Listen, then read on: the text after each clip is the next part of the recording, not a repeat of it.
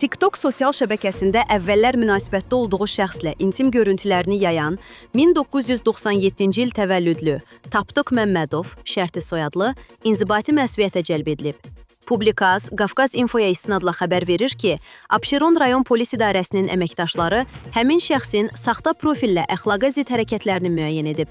Saxlanılan şəxs barəsində İnzibati Xətalar Məcəlləsinin 510.2 xırda xuliqanlıq, internet informasiya ehtiyatında və ya informasiya telekommunikasiya şəbəkəsində kütləvi nümayiş etdirildiyi halda ictimai mənəviyyatı təhqir edən, cəmiyyətə açıq hörmətsizlik ifadə edən hərəkətlərin edilməsinə, yəni əxlaqsız ifadələrin səsləndirilməsinə və ya belə məzmun təəssüratı yaradan jestlərin edilməsinə, yaxud insan bədəninin hissələrinin əxlaq normalarına və milli mənəvi dəyərlərə zid formada göstərilməsinə görə maddəsinə əsasən protokol tərtib edilib və rayon məhkəməsinə göndərilib.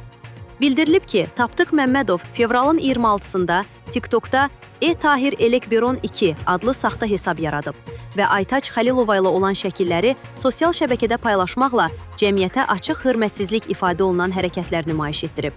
O, məhkəmədəki ifadəsində zərərçəkmiş şəxslə barışıq əldə etdiyini deyib. Aytaç Xəlilova da keçmiş sevgilisini bağışladığını bildirib. Abşeron rayon məhkəməsinin qərarı ilə Tapdıq Məmmədov 500 manat cərimə olunub.